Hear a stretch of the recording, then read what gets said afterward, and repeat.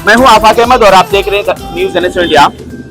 धारावी की सुन्नी जामा मस्जिद में जिस तरह से ईद की नमाज अदा की गई है वो काबिले तारीफ है, चाहे वो यहाँ के मेंबर्स की बदौलत हो चाहे पुलिस डिपार्टमेंट की बदौलत हो। यहाँ हमेशा जो है वो सिक्योरिटी चाक चौबंद रही है और लोग ईमानदारी के साथ, लाइन के साथ और पहली और दूसरी जमात जिस आसानी के साथ हुई है वो शायद किसी और साल में हुई है। हमारे साथ यहाँ पे ट्रस्टी भी मौजूद है और पुलिस डिपार्टमेंट के सीनियर इंस्पेक्टर भी मौजूद है। जानते हैं कि हाजी साहब, सबसे पहले हमें ये बताइए कि आज की जो जिम्मेदारी थी, आज उम्मीद ऐसी थी कि लोग आजादी के साथ आने वाले हैं और भीड़ इस कदर आने वाली है कि जिसको कंट्रोल करना मुश्किल होगा। किस तरह से इसे कंट्रोल किया गया, क्योंकि आज की जो भीड़ थी उसको बहुत ही शानदार तरीके से कंट्रोल किया गया है। आज की जो भीड़ थी इसको कंट्रोल करने के लिए हमारे धारावी के आवाम जो थी, हमारे वॉलंटियर जो थे वो पूरा सपोर्ट किया आवाम। फिर हमारे सीनियर साहब, हमारे पुलिस डिपार्टमेंट जो उन्होंने पूरा कोऑपरेट करके कंट्रोल किया। खास करके हमारे जो बच्चे हैं, नौजवान यंग बॉय हैं, वो सबने सपोर्ट करके पूरा कंट्रोल किया, मेंटेन किया इसको। कितने वॉलंटियर लगे होंगे इसमें, क्योंकि फजर की नमाज से पहले ही बच्चे जो है वो लगे हुए थे? हमने 50 वॉलंटियर पहले रखे थे। सुबह मॉर्निंग में फजर के बाद 10 वॉलंटियर बढ़ाए, 60 वॉलंटियर लगाए थे, प्लस पुलिस डिपार्टमेंट के 60 वॉलंटियर थे टोटल। धारावी में अमन और शांति का सेहरा जो है वहाँ के सीनियर इंस्पेक्टर को जाता है, कंदिलकर सर को जाता है। कि सर, हम आपसे जानना चाहेंगे कि जिस तरह से त्योहार आते हैं और जाते रहे हैं, लेकिन यहाँ शांति और भाईचारा हमेशा बना रहा है। देखिए, मैंने पहले ही बताया था कि धारावी का जो इलाका है वो अपने आप में एक मिनी भारत बसा हुआ है। इसके सभी वर्ग के लोग यहाँ पर रहते हैं और बड़े भाईचारा से रहते हैं। चाहे हमारी ईद हो, हमारी बकरा ईद हो, हमारा गणपति बापा का त्योहार हो या गोविंदा हो या हमारे क्या कैथलिक लोग जो है उनका ईस्टर का त्योहार हो या नया साल का त्योहार हो, सभी लोग एक दूसरे को समझ के लेके वो यहाँ पे अपने त्योहार मनाते हैं और बड़ी धूमधाम से लोग यहाँ पर इकट्ठा होते हैं। और ये साल भी आपने देखा होगा कि जब एक महीना भी हो गया, रमजान का महीना खत्म होने के बाद ईद, कल चांद दिखने के बाद आज ईद ऐलान हुई थी, तो इसके पहले हम लोग ने मीटिंग हमारे यहाँ पर मुकर्रर की थी। जितने भी मस्जिदें हमारे यहाँ पर है उनके ट्रस्टी को हमने बुलाया था, उससे वार्तालाप किया और साथ ही साथ क्या करना चाहिए और क्या नहीं होना चाहिए इसके बारे में हम लोग ने सब उनको बताया था। साथ ही साथ हर एक को हम लोग ने रिक्वेस्ट किया था कि आप अपने वॉलंटियर्स वहाँ पर मुकर्रर कीजिए, ताकि पुलिस और वॉलंटियर्स मिलकर अगर हम लोग साथ में काम करेंगे तो बड़ा अच्छा मैसेज भी जाएगा और कहाँ पर भी गर्दी नहीं होगी। और आपको पता है कि हमारा पूरा धारावी, क्या बोले, पूरे बम्बई के अंदर हमारी जो धारावी सुन्नी जमात मस्जिद है वो अपने आप में एक आइडियल है। और उसके अंदर एक टाइम के अंदर दोनों मिलके 20 से 22 हजार लोग नमाज अदा करते हैं। तो इतने बड़े पैमाने में के लोग यहाँ पर इकट्ठा होने के बाद उनको कोई असुविधा ना हो, इसलिए हमने पूरा चौक का बंदोबस्त किया था। रात भर से हमारी पुलिस तथा हमारे जो वॉलंटियर्स लोग यहाँ पर जो जमात ने हमको दिए थे, तो सब लोग ने मिलकर बड़ी बेहतरीन तरीके से ट्रैफिक का कोई कंट्रोल रखा था। कोई गाड़ी उस वक्त बड़ा टेम्पो या ट्रक वहां पर न जाए, इसका पूरा इंतजाम किया था। और वही उसका अगर आपने नतीजा देखा होगा कि आज का इतना बेहतरीन नमाज और उसके बाद जो लोग चले गए उनको ऐसा लगा नहीं कि हम वहां पर इतने फास्ट आए, फास्ट चले गए। आपसे जानना चाहेंगे कि किस तरह से ये मुमकिन हो सका है?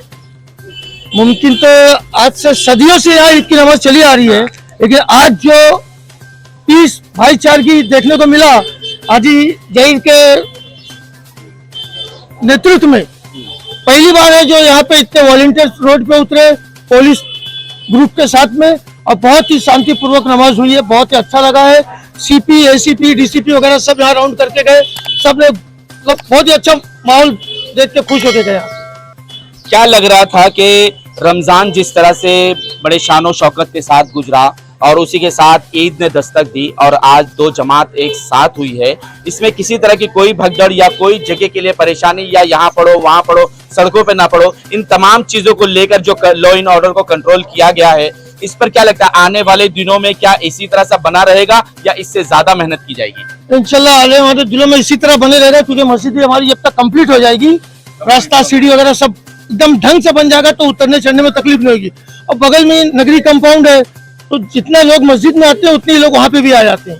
तो इसलिए इमाम को वहाँ आगे करके हम लोग ईद और बकरीद की नमाज वहाँ पे अदा करते हैं, जो एक ईदगाह का माहौल हो जाता है। सर, आज आपके सीनियर जॉइंट सीपी साहब के भी यहाँ पे आए थे, वो उन्होंने भी राउंड लिया था, तो उन्होंने क्या कहा, जिस तरह से आपकी सिक्योरिटी और यहाँ के वॉलंटियर्स की थे उसके बारे में उन्होंने क्या कहा? देखिए, आज हमारे स्पेशल सीपी श्री देवेंद्र भारती साहब तथा हमारे joint CP Shri Satyanarayan Chaudhary sir तथा डीसीपी सर हमारे मनोज पांडे साहब, या आला अधिकारी एसीपी दीपक गंभीरे, सभी को ये जो धारावी का जो देखना था, और साथ साथ मस्जिद का सब लोग को इसका प्यार है, क्योंकि हर साल जो भी बड़ा त्योहार आता है उस वक्त हमारे आला अधिकारी यहाँ पे आके विजिट देके जाते हैं।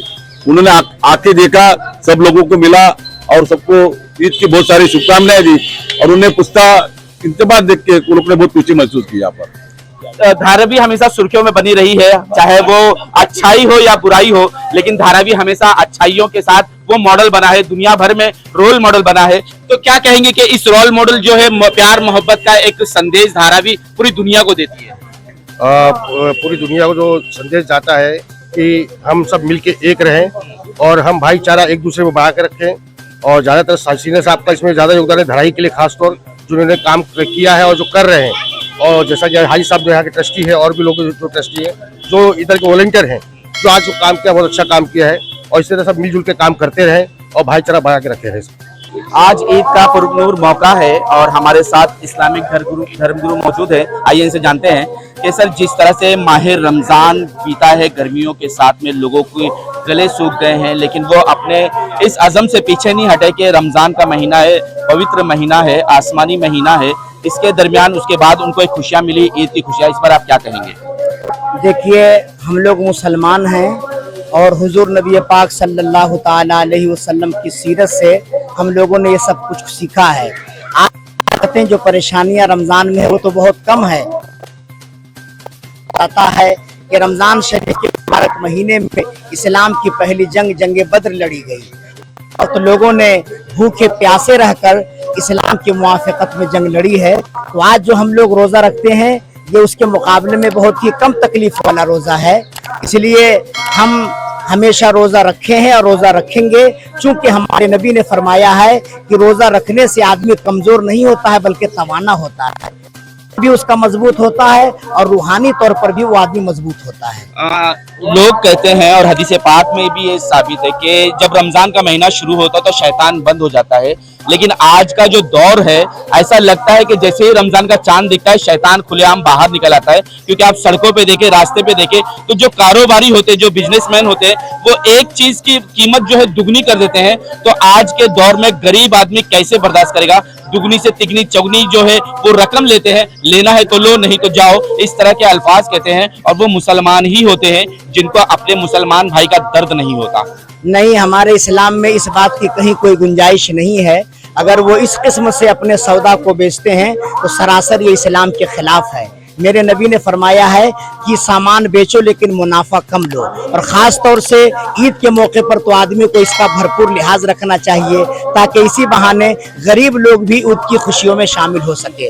यही हमारे नबी का पैगाम है और इसी पैगाम को हम सारी कौम तक पहुंचा रहे हैं। आखिरी सवाल कि ईद की खुशियां मुसलमान कैसे मनाए, खास करके नौजवान जो आज का दौर चल रहा है जिस तरह? मैं नौजवानों से गुजारिश करूंगा कि आज शैतान पाबंदियों से आज़ाद कर दिया गया है, भरपूर आज शैतानों का हमला होगा आप लोगों पर, इसलिए आज आप इम्तिहान में हैं। अब अल्लाह ताला ये देखना चाहता है कि मेरा बंदा रमज़ान में जो तकवा परहेजगारी इख्तियार किया है, रमज़ान के बाद वो अपने तकवा को किस तरह बरकरार रखता है। इसलिए मैं सारे जवानों से गुजारिश करूंगा कि शैतान के रास्ते को छोड़कर रहमान के रास्ते पर चल पड़िए। इंशाअल्लाह ताला यहाँ भी कामयाबी मिलेगी और आखिरत में भी कामयाबी मिलेगी। रमजान का महीना ही नहीं होता पाबंदी के साथ, ईमान के साथ अपने आप को बचाना, बल्कि रमजान के बाद भी लोगों को अपनी निगाहों की, अपने ईमान की हिफाजत करना जरूरी होता है। और यही बता रहे थे कि मुसलमान अगर मुसलमान हो जाए तो सारी बलाएं उनके सरों से टल जाएगी और वकार उनका बढ़ता हुआ नजर आएगा।